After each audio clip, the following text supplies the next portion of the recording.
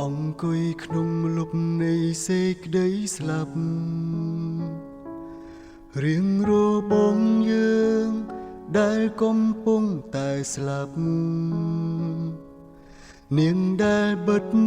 ដោយភៀមអងសងខឹមនឹងការស្រេកឃ្លា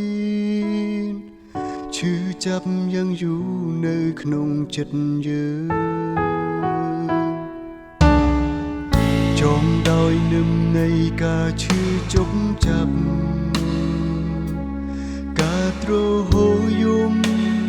របងប្រជាជន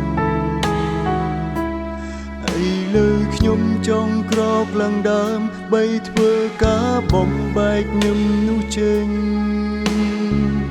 ហើយជូតទឹកភ្នែករបងពុំគេចេញ